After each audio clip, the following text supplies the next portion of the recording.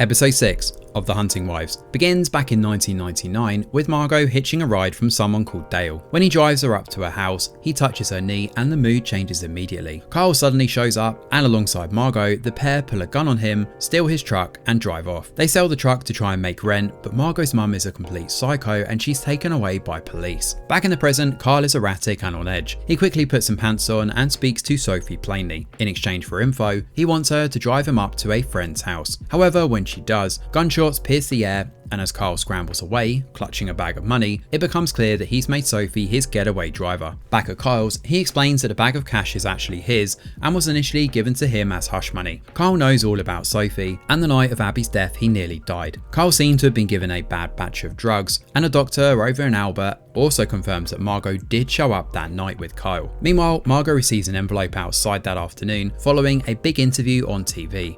There are pictures of her and Brad inside, alongside a message labelled I see you. Margot turns to Sophie, of all people, for help. She apologises for the past and how she messed up in framing her. Margot seems to be genuine here, and she drops to her knees, crying and beside herself with grief. She wants to try and fix what's happened, and instead of going to the police station and telling the truth, the pair work as amateur sleuths to find out who really murdered Abby. Sophie shows up at Star's place alone, where we learn more about Abby's history. She and Star used to be really close until Abby got mixed up with Brad. Now Star obviously misses those moments and is succumbed with grief and anger. Elsewhere, Flynn believes there may be a connection to the church for this murder. The last outgoing call for Abby before she died was actually to Pete, so Salazar follows up on this herself. Apparently Pete is actually on leave, and Clint isn't particularly forthright about the kid's past either, which only throws more shade over what's happening here. Margot turns an accusatory eye to her friends next when she forces them all to sign an NDA in a bid to keep their secrets between them. Jill is the only one here who's a bit more reserved, and when Margot wants them to delete all pictures of her too, it's a bit too much for Jill and she leaves. Brad is concerned about Jill's lies too,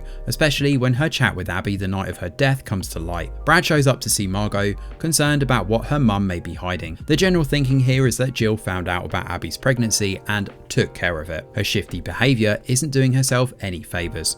Sophie arrives at Pete's place next, who claims that there's nothing innocent about Abby. Apparently she had an abortion in the past, and Pete claims he tried to save her. This also recontextualises their last chat together too, and why he lashed out at Abby. When Sophie leaves, Pete curls his slimy tendrils around Nina, the girl from the funeral. They head to the fun fair together and get close, allowing Salazar to begin rooting through Pete's trash. Now meanwhile, Pete drugs Nina at the fun fair and bundles her into his car. When she notices Abby's sweater on the back seat, she begins spiralling, but unfortunately she's drugged and loses consciousness. So it's becoming increasingly clear now that there's more than one motive for killing Abby. I still think, because of the connection to Louisiana and the gun, that Pete is responsible. And the ending to this episode almost seems to confirm that too. Why does he have Abby's sweater in his back seat? However, there's also the situation involving Jill, Margot and the other housewives. We're still not completely clear exactly who's blackmailing Margot, although it does seem like it could well be Jill, or whether Jed may have some part to play in all of this too. Either way though, this episode does a good job of moving these puzzle pieces around, leaving plenty to whet the appetite as we get closer to discovering the truth. Thanks for watching, and do let us know your thoughts in the comments below.